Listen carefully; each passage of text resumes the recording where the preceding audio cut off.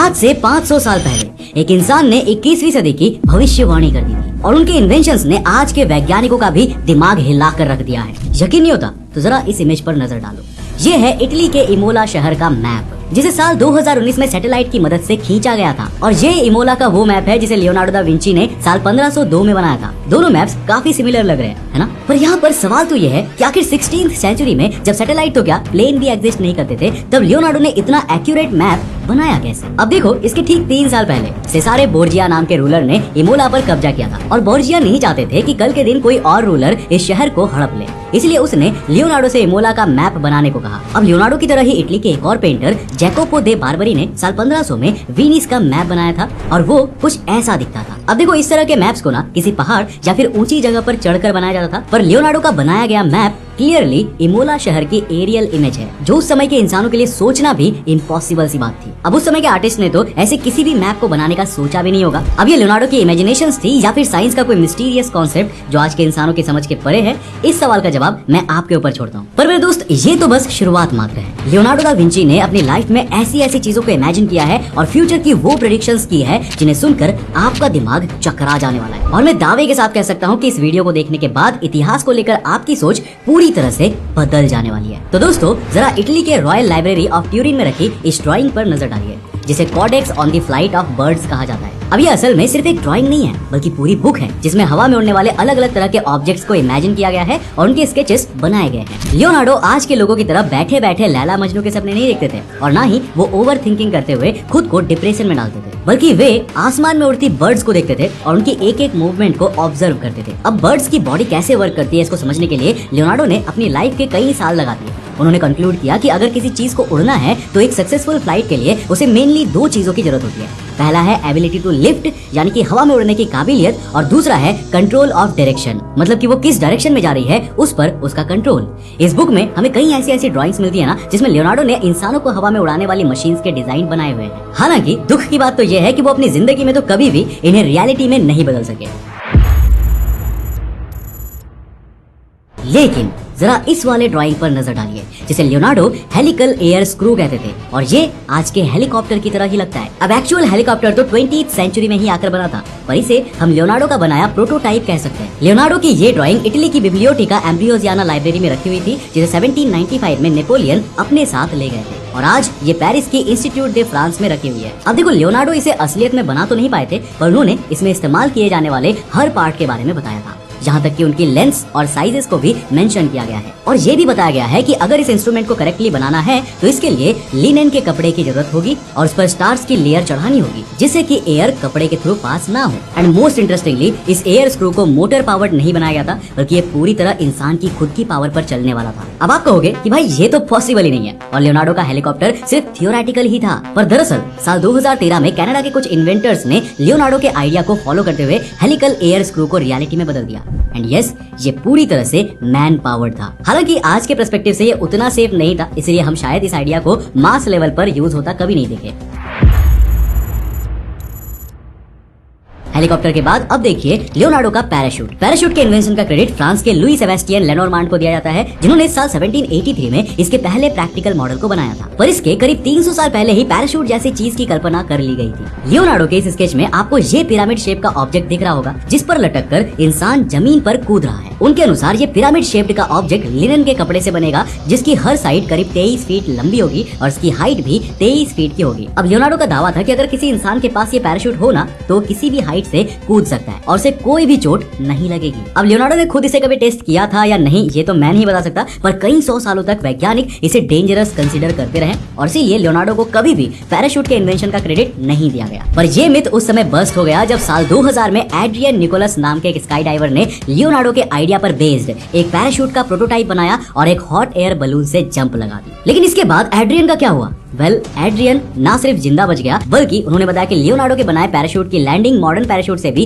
ज्यादा स्मूथ है। वैसे क्या कभी आपने ऑर्निथोकॉप्टर के बारे में सुना है? लियोनार्डो की राइटिंग्स में इसे ऑर्निथोस्टेरोन कहा गया है। ये एक ग्रीक वर्ड है जिसका मतलब होता है पक्षी के पंख, और ऑर्निथोकॉप्टर एक ऐसा एयरक्राफ्ट होता है ना जो पक्षी की तरह हवा में उड़ता है। अब लियोनार्डो ने ऑर्निथोकॉप्टर को कुछ इस तरह से इमेजिन किया था। हालांकि ये वाला कॉन्सेप्ट ना लियोनार्डो के समय से पहले ही जन्म ले चुका था। कहते हैं कि साल 1010 में इंग्लैंड के कैथोलिक मॉन्क, जिन्हें आइमर ऑफ मालमेसब्यूरी कहा जाता था, उन्होंने एक ऑर्निथोकॉप्टर बनाने में कामयाबी हासिल की थी और इससे 650 फीट तक उड़ान भी भरी थी। हालांकि इसके बाद उनका यह उड़न खटोला क्रैश हो गया और उनके दोनों पैर टूट गए। इसके कंपैरिजन में अगर हम लियोनार्डो के आइडिया को देखें तो ये काफी टेक्निकल लगता है और क्योंकि उन्होंने बर्ड्स की फ्लाइट को स्टडी करते हुए सालों बिताए थे तो ये पॉसिबल है कि उनकी डिजाइन में कोई भी फ्लॉ नहीं होगा। पर लियोनार्डो के ऑर्निथोकॉप्टर को आज तक रियलिटी में नहीं बनाया जा सका है। अब दोस्तों, आपने इंटरनेट पर परपेचुअल मोशन डिवाइसेस की वीडियोस तो जरूर देखी होंगी। ये ऐसे डिवाइसेस होते हैं जो एक बार मोशन को स्टार्ट करते हैं तो हमेशा के लिए मोशन करते ही रहते हैं, वो भी बिना किसी एनर्जी के। हालांकि देखो, ऐसा कोई डिवाइस रियलिटी में एग्जिस्ट नहीं करता और इंटरनेट पर जितने भी ऐसे डिवाइसेस होते हैं उनमें कोई ना कोई एनर्जी सोर्स जरूर अटैच होता ही है। अब ऐसा मैं इसीलिए कह रहा हूँ क्योंकि ये कॉन्सेप्ट थर्मोडायनेमिक्स के फर्स्ट और सेकंड लॉ को ब्रेक करता है, साथ ही साथ न्यूटन के थर्ड लॉ के खिलाफ भी है। लियोनार्डो दा विंची ने अपनी लाइफ में काफी समय तक परपेचुअल मोशन डिवाइसेस को बनाने की इमेजिनेशन में समय बिताया, पर अल्टीमेटली वो ये समझ गए थे कि परपेचुअल मोशन इम्पॉसिबल है।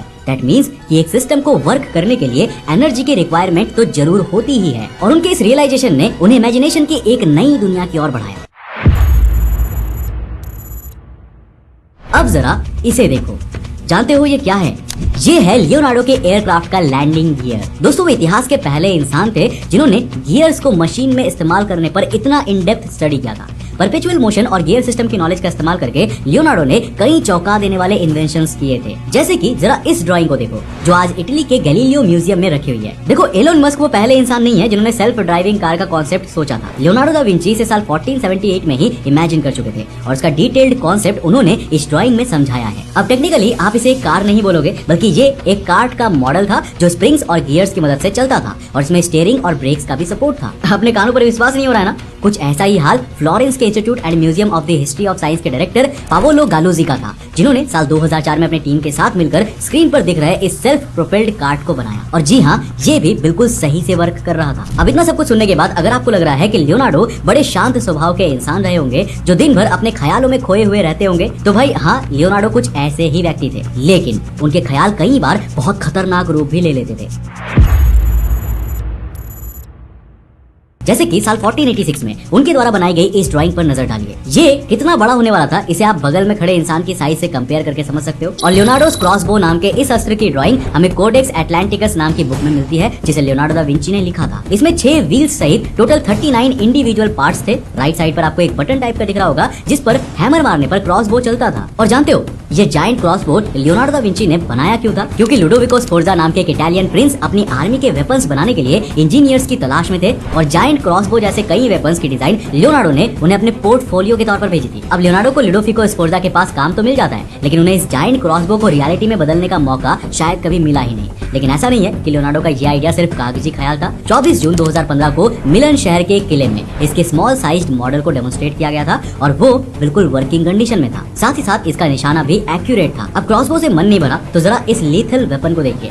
ये है 33 बैरल वाली मशीन गन जो अपने आप चलती थी। इस तरह की कोई भी मशीन गन तो आज के समय में एग्जिस्ट भी नहीं करती है। हालांकि मशीन गन का इन्वेंशन साल 1884 में ही हो गया था, पर लियोनार्डो के इस वेपन को हम टेक्निकली मशीन गन कह नहीं सकते क्योंकि एक सिंगल बैरल से इसमें मल्टीपल टाइम्स बुलेट नहीं निकलती थी, बल्कि इस वेपन को देखकर ही सामने वाली आर्मी के पसीने छूट जाने वाले थे। हालांकि लियोनार्डो ने इसे सच में बनाया हो इसके कोई भी सबूत हमें नहीं मिलते। अब देखो, मुझे लगता है ना कि लियोनार्डो के सामने कोई ना कोई चैलेंज तो जरूर रहा होगा जिस कारण से वो इतने लीथल वेपन्स और रेवोल्यूशनरी इन्वेंशंस की डिजाइन बना रहे थे पर उन्हें रियलिटी में इन्वेंट नहीं कर पा रहे थे। अब पॉसिबल है कि इतने बड़े प्रोजेक्ट्स पर वर्क करने के लिए उन्हें कभी स्पॉन्सर ही नहीं मिला होगा जो इनका खर्चा उठाने को तैयार हो, या फिर ये टेक्नोलॉजीज अपने समय से इतनी ज्यादा एडवांस थी कि तब उन्हें रियलिटी में बदलना पॉसिबल ही नहीं था। खैर दोस्तों, वीडियो में आगे बढ़ते हैं और आपको दिखाते हैं लियोनार्डो का फाइटिंग व्हीकल। इसे आप मॉडर्न टैंक का प्रोटोटाइप भी कह सकते हैं। हालांकि इसका कॉनिकल कवर टर्टल के शेल से इंस्पायर्ड था और मॉडर्न टैंक की जगह ये यूएफओ ज्यादा लग रहा है, पर इसके पीछे भी गजब का दिमाग छिपा था। देखो, इसके कॉनिकल टॉप पर मेटल का प्रोटेक्शन था जो दुश्मन की बुलेट्स को रिफ्लेक्ट कर सकता था। इसके अंदर टोटल 8 सोल्जर्स बैठ सकते थे और 360 डिग्री में दुश्मनों पर फायरिंग कर सकते थे।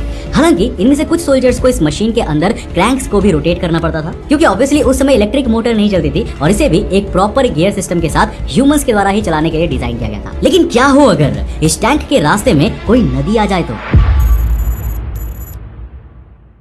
वेल, इसके लिए भी लियोनार्डो दा विंची ने एक जबरदस्त आइडिया खोज निकाला था और इसे कहते हैं दा विंची ब्रिज। ये एक सेल्फ सपोर्टिंग ब्रिज था जो कुछ ही मिनट्स में तैयार किया जा सकता था और नदी पार करने के बाद इसे पैक करके अपने साथ ले जाया जा सकता था। मतलब जस्ट इमेजिन कि 16th सेंचुरी का ये जीनियस कितनी तगड़ी इमेजिनेशंस रखता था। हालांकि देखो, इस ब्रिज में उतनी स्ट्रेंथ होती थी ना कि कोई एक कार्ट ही इसके ऊपर से निकल सकती थी और जिस मकसद से इसे बनाया गया था उसे ये पूरा करता था। आज दुनिया के कई कोनों में हमें दा विंची ब्रिज का प्रोटोटाइप और वर्किंग मॉडल देखने को मिल जाता है। लियोनार्डो ने साल 1502 में एक मैकेनिकल कैलकुलेटर का मॉडल दे दिया था, जो पहले कैलकुलेटिंग डिवाइस पास्कल लाइन से करीब 150 साल पहले की बात है। अब यहाँ पर मैं आपको बता दूं कि पास्कल लाइन, जिसे हम अरिथमेटिक मशीन या पास्कल्स कैलकुलेटर भी कहते हैं, उसे साल 1642 में फ्रेंच मैथमेटिशियन ब्लाइस पास्कल ने बनाया था। अब साल 1967 में जब लियोनार्डो की कुछ नोटबुक्स में ये स्केच देखा गया तो IBM की मदद से इसका वर्किंग मॉडल बनाया गया, जो एक्चुअल में काम कर रहा था। वैसे जानते हो दुनिया की सबसे महंगी बुक कौन सी है? ये है कोडेक्स लाइसेस्टर, जिसे लियोनार्डो दा विंची ने साल 1510 में पब्लिश किया था। 11 नवंबर 1994 को न्यूयॉर्क में हुए एक ऑक्शन के दौरान बिल गेट्स ने इसे $30.8 मिलियन में खरीदा था, जो आज के $60 मिलियन से भी ज्यादा बनता है। अब उनकी इसी बुक में डाइविंग बोट का जिक्र मिलता है, जो आज के सबमरीन जैसा एक व्हीकल था। इसको बनाने के लिए एक वुडन फ्रेम की जरूरत थी, जो वाटरप्रूफ लेदर से कवर्ड होने वाला था। अब इसमें 8 लोग बैठने वाले थे, जो क्रैंक्स को लगातार घुमाते रहेंगे, जिससे प्रोपेलर्स चलेंगे और ये डाइविंग बोट आगे बढ़ेगी। अब इस बोट में ना एक लंबा सा पाइप भी होगा, जो वाटर की सरफेस तक आएगा और वहाँ से बोट के क्रू के लिए एयर की सप्लाई होगी। अब आज की सबमरीन्स भी ना कुछ इसी तरह का प्रोपल्शन सिस्टम इस्तेमाल करती है और क्रू तक एयर की सप्लाई भी ऐसे ही होती है। अब दोस्तों, अपने स्कूल्स में वाटर साइकिल के बारे में तो जरूर पढ़ा होगा। सूरज की हीट के कारण ओशियंस और दूसरी वाटर बॉडीज का पानी इवेपोरेट हो जाता है और बादल का फॉर्मेशन करता है, जिसके बाद यही पानी बारिश के फॉर्म में जमीन पर गिरता है। अब धरती की इस हाइड्रोलॉजिकल साइकिल का कॉन्सेप्ट भी सबसे पहले लियोनार्डो दा विंची की राइटिंग्स में ही मिलता है। अब यही नहीं, लियोनार्डो ये तक समझ चुके थे कि डिफॉरेस्टेशन के कारण एक पर्टिकुलर एरिया के रेनफॉल डिक्रीज हो जाती है, सॉइल इरोजन इंक्रीज होता है और उस एरिया का अंडरग्राउंड वाटर लेवल भी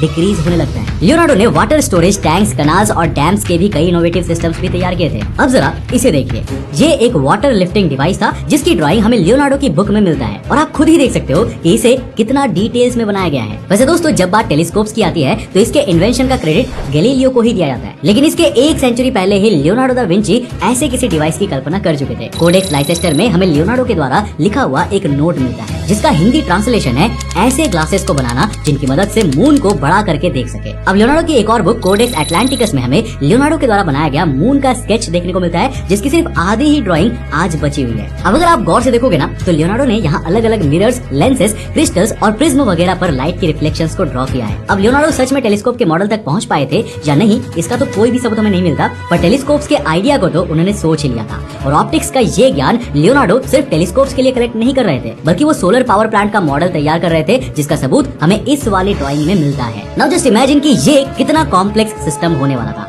कहते हैं कि जब लियोनार्डो वेटिकन चर्च के लिए काम कर रहे थे, तब उन्होंने बर्निंग मिरर्स पर एक्सपेरिमेंट किए थे। ये डिवाइसेस कॉनकेव मिरर से बने हुए होते थे और सनलाइट को एक पर्टिकुलर एरिया में फोकस करने में हेल्पफुल था और इनकी मदद से पानी भी गर्म किया जा सकता था।